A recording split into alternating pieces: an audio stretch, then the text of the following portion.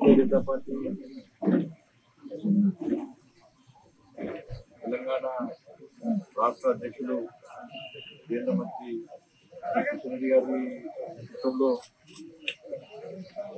విజయ సంకల్ప యాత్ర తెలంగాణ రాష్ట్ర వ్యాప్తంగా బ్రహ్మాండంగా కొనసాగుతున్నది. మంచి స్పందన వస్తున్నది. 3-4 పార్లమెంట్ నియోజకవర్గాల్లో యాత్రలో పాల్గొనడం జరిగింది.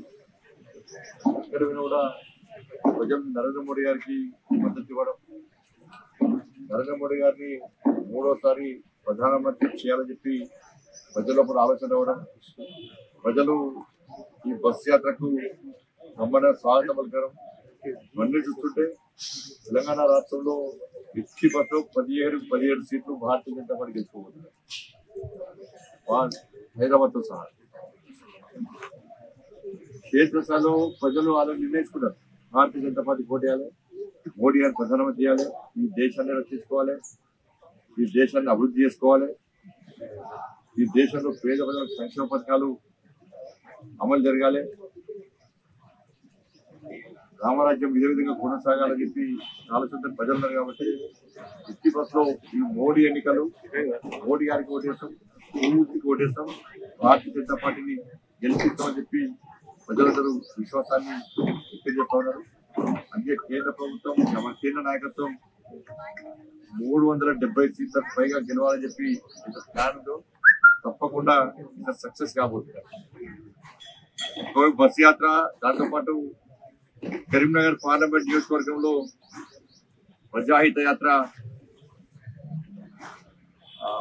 రెండో విడత కూడా ఇలా ప్రారంభిస్తాం. మొదటి విడత రాజన్న సిరిసిల్ల జిల్లాకు సంబంధించి వేములవాడ, సిరిసిల్ల నియోజకవర్గాలు పూర్తి చేయడం జరిగింది. రెండో విడత ప్రజాహిత యాత్ర హుజరాబాద్, మానకొండూరు, చొప్పదండి, కరీంనగర్ ఈ నియోజకవర్గాల్లో ఈ యాత్రను మనం కొనసాగించే ప్రయత్నం చేస్తున్నాం. ఈ రోజు ప్రారంభం చేస్తున్నాం. మధ్యలో జాతీయ నాయకుల సమావేశాలు ఉంటే ఒకరోజు బ్రేక్ ఇచ్చి కూడా ఈ యాత్రను కంటిన్యూస్ గా మిగతా నియోజకవర్గం పూర్తి అయ్యే కూడా ఈ యాత్రను కొనసాగించే ప్రయత్నం చేస్తున్నాం. ఈ యాత్ర కూడా గతంలో ఏ విధంగా స్పందించింది అందరూ తెలుసు. నరేంద్ర మోడీ గారిని మూడోసారి ప్రధానమంత్రిగా చేయాలని చెప్పి ఒక లక్ష్యంతో ఈ యాత్రను కొనసాగిస్తున్నాం. ప్రజలు కూడా బ్రహ్మాండంగా స్వాగతం పడుతున్నారు. పెద్ద ఎత్తున కార్యకర్తలు ప్రజలు తరలి వస్తున్నారు. తప్పుడు కరీంనగర్ పార్లమెంట్ నియోజకవర్గంలో కూడా ప్రజల ఆశీర్వాదంతో కార్యకర్తల నాయకులు కష్టపడి పనిచేస్తున్న ఫలితంగా భారీ మెజార్టీతో భారతీయ జనతా పార్టీ గెలవబోతుంది. సిబిఐకి ఈడీకి భారతీయ జనతా పార్టీ మాకు సంబంధం లేదు. వాటిని శాసించేటువంటి అధికారం భారతీయ జనతా పార్టీ లేదు, కేంద్ర ప్రభుత్వానికి లేదు. అవి విచారణ సంస్థలు వాళ్ళకున్న ఆధారంగా వాళ్ళు విచారిస్తారు. వాళ్ళకున్న ఆధారాలను అనుసరించి ఉన్న ఆధారాలను చూసిన తర్వాత వాళ్ళు విచారణ కొనసాగిస్తారు.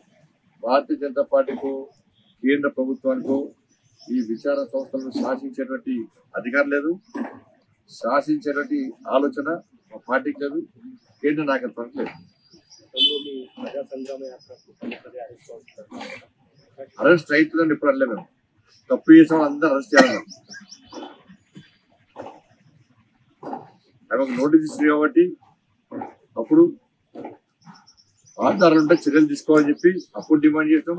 ఎవరి మీద కానీ, ఒక వ్యక్తి మీద, ఒక వ్యక్తుల మీద కాదు, ఎవరి మీద కానీ ఆధారాలు తప్పకుండా చర్యలు తీసుకోవాల్సి తీసుకుంటారు.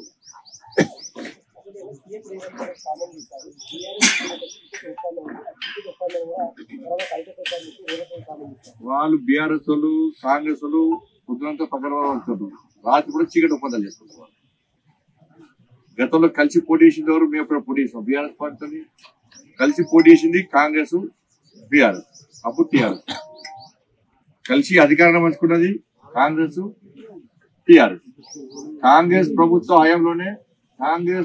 హయాంలోనే కేసీఆర్ అని కేంద్ర మంత్రి ఇద్దరు కలిసి పోటీ చేశారు. ఇద్దరు కలిసి బీజేపీ వ్యతిరేకంగా ఆందోళన చేశారు. ఇద్దరు కలిసి మోడీ గారి రాష్ట్రపతి అభ్యర్థిని ఓడగొట్టే ప్రయత్నం చేశారు. మరి ఎవరు కలిసి ఉన్నారు? ఎవరు అధికారం పంచుకున్నారు? పోయినసారి ఇదే మాట్లాడి పక్కపం వచ్చింది. ప్రజలను ఈ మాయమాటతో అబద్ధాలతో నమ్మించి మళ్ళా అదే పందాన్ని కొనసాగించే ప్రయత్నం బీఆర్ఎస్ పార్టీ కాంగ్రెస్ పార్టీ చేస్తున్నారు. కానీ ప్రజలు నమ్మరన్న విషయాన్ని వాళ్ళు గుర్తిస్తున్నారు. అది వాళ్ళ మూర్ఖత్వం. అది వాళ్ళ మూర్ఖత్వం.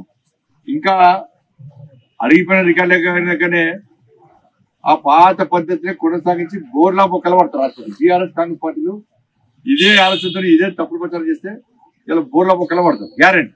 ఏదైనా ప్రజలకు అసలు విషయం తెలుసు. అసెంబ్లీ ఎన్నికల కలిసి పోటీ చేస్తామన్నారు. పోటీ చేస్తామా కలిసి? కాంగ్రెస్ పార్టీ సమాధానం చెప్పాలి. కలిసి పోటీ చేస్తామా? మళ్ళా ఇప్పుడు సేమ్ అదే ప్రచారం. మేము 5-6 రోజుల పాట మాక్సిమం సీట్లు అనౌన్స్ చేయబోతున్నాం. ఎక్కడ చర్చలు జరిగినాయమ్మాయి. మేము అనౌన్స్ చేయబో సీట్లు మా కేంద్ర నాయకత్వము పార్లమెంటుకి సంబంధించి తెలంగాణ పార్లమెంట్ నియోజకవర్గం సంబంధించి మొన్ననే చెప్పారు. వారం రోజుల పాట వీలైన సీట్లు ప్రకటించబోతున్నాం అభ్యర్థులు అని చెప్పి అన్నారు. ఇక పొత్తు ఉంటుంది. నేను మా కిషన్ గారు చెప్పారు పొత్తు అంటే 2 చెంపలు వాయించుకున్నాడు. ఎక్కువ వస్తే క్లారిటీ. బండి సంజయ్ ఓటమి భయంతోనే బీఆర్ఎస్ మీద విష ప్రచారం చేస్తున్నాడని మాజీ ఎంపీ వినోద్ కామెంట్ చేయడం జరిగింది. మునిగిపోయే పడవ కాదు, తుఫాన్ తట్టుకొని ముందుకెళ్లే పడవ అంటున్నాడు. తుఫాన్ ఎక్కడ పడవ ఎక్కడిది? దాన్ని ఎవరున్నారు? 3వ ప్లేస్ అది. బీఆర్ఎస్ పార్టీ 3వ ప్లేస్. 3వ ప్లేస్ బీఆర్ఎస్ పార్టీ. ఆయన పార్లమెంటు సభ్యునిగా కరీంనగర్ నియోజకవర్గానికి ఏం చేసాడో చెప్పాలి. ఆయన కరీంనగర్ నియోజకవర్గంలో ఏం చేసిండు? ఆయన వాళ్ళ పార్టీ క్యాడర్ను గుర్తుపట్టాడా? ఆయన పార్టీ నాయకులను గుర్తుపట్టాడా? ఆయన ప్రజలను గుర్తుపట్టాడా? ఆయనకి ఏం చోట్లు ఇస్తారు? ఆయన్నే పోటీ చేయడానికి వెనుక ముందైతుండు. ఆయన నావచ్చి మాట్లాడుతూ ఇట్లా ప్రజాహిత యాత్రలో ఏ అంశాలను ప్రస్తావిస్తూ ప్రజల ముందుకు వెళ్తున్నారు. మేము గ్రామాల వారిగా అభివృద్ధి చేస్తాం. కేంద్రం ఏం నిధులు ఇచ్చింది, దాంతోపాటు దేశవ్యాప్తంగా ఉన్నటువంటి అంశాలను, జిల్లా స్థాయి పార్లమెంట్ స్థాయి అంశాలను, రాష్ట్రంలో ఉన్నటువంటి రాజకీయ పరిస్థితులు తద్వారా నరేంద్ర మోడీ గారిని 3వసారి ప్రధానమంత్రిగా చేయాలని చెప్పి ఒక ఆలోచనని ప్రజాహితాన్ని కొనసాగిస్తారు. మాకు పొత్తు ఉండదు అని చెప్పేసి మీరు సన్యాసించుకోవాల్సిన అవసరం ఏర్పడింది. అంటే మీరు కాంగ్రెస్ టీఆర్ఎస్ డ్రాప్ లో పడ్డారు. మాకు వాళ్ళకు మీరు అడిగిన క్వశ్చన్ అడిగారు. నేను ఆన్సర్ చెప్పకుంటే ఏమంటారు? బండి సంజయ్ దాటా విషయంలో అది పోతుంటుంది అంటారు. అనేది మీరే రాసేది మీరే, చూపండి మీరే. మీరు అన్నప్పుడు సమాధానం చెప్పకుండా వెళ్ళిపోతే ఏమంటారు? బండి సంజయ్ సమాధానం దాటా విషయంలో మాట్లాడతలేరు కదా. కనీసం మాకు మీరేమో పొత్తు గురించి బీఆర్ఎస్ పార్టీ ఎక్కడ ఉండే వాళ్ళు ఏం ఆడుతుంది? బీఆర్ఎస్ పార్టీ నాయకులు ఉంటారు కదా పొత్తుందని. మనం మా ఎమ్మెల్యేలే పొత్తు పెట్టుకుంటామని చెప్పండి అంటారా లేదా? దాన్ని సమాధానం చెప్తాం. దాన్ని ఇక చెప్పుతో కొట్టు అన్న తర్వాత ఎంతకంటే క్లారిటీ ఏముంటుంది? దాని గురించి మాట్లాడదు. మీరు కూడా మేము కూడా ఫుల్ క్లారిటీ ఇస్తాం. దాన్ని ప్రస్తుతం పార్లమెంటు సీట్లు మా కేంద్ర నాయకత్వం ప్రకటించబోతున్నది. ఏమైనా కేసీఆర్ ఢిల్లీ పోతున్నారు, లేకపోయినా పోతాడు. ఆయన సుతపడిన పోతాడు. ఇప్పుడు బిడ్డ నోరు తీసిన వాటి కాపాడు పోతు రావచ్చు. అంటే తెలంగాణలో పోటీ ఎవరి మధ్యలో ఉండబోతుంది? BJP Congress. BRS third place.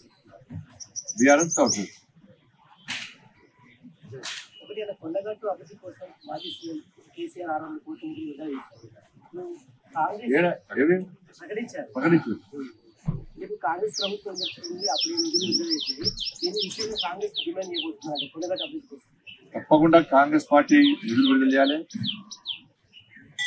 మీకు ఫైనాన్షియల్ ఇబ్బందులు ఉన్నాయంటే మేము కేంద్రం నుంచి నిధులు తెస్తాం, మాకు సహకరించాలి.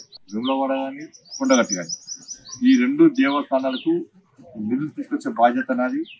దానికి మీరు నాదంటే పేరు కోసం కాదు, రాజకీయాల కోసం కాదు, దేవాలయం చూస్తాం. అంటే వేములవాడ కొండగట్టు అభివృద్ధికి ఇక్కడ జిల్లాలో ఉన్న కాంగ్రెస్ నాయకులను కలిపి తప్పకుండా వాళ్ళని కలుస్తాము. వాళ్ళు మేము కలిసి తప్పకుండా ఈ దేవాలయం అభివృద్ధి చేస్తాం. అసలు ఏమనం లేదు. గత ప్రభుత్వము మూర్ఖత ప్రభుత్వము ప్రసాదం స్కీమ్ కింద విమానం పెడతామన్నా కూడా, రామాయణ సర్కిల్ కింద కొడాటు పెడతామన్నా కూడా అప్పుడు ఇవ్వకపోవడం వాళ్ళు అభివృద్ధి జరిగింది. ఈ ప్రభుత్వం చేసే ఆలోచన ఉందని మీరు చెప్తున్నారు కాబట్టి వాళ్ళు చేసే ఆలోచన కలిసి తప్పకుండా మీరు నిలిస్తే సంతోషం. ఇవ్వాలని పడుతున్నా. ఫైనాన్షియల్ గా ఇబ్బంది ఉంది అంటే కేంద్రం నుంచి మీరు మేము కలిసి నిధులు తీసుకుంటాం. ఇప్పుడు వస్తుంది మరి నడ్డగారు అని చెప్తా, నడ్డగారు అని చెప్తా. ధన్యవాదాలు. మీరు జాతీయ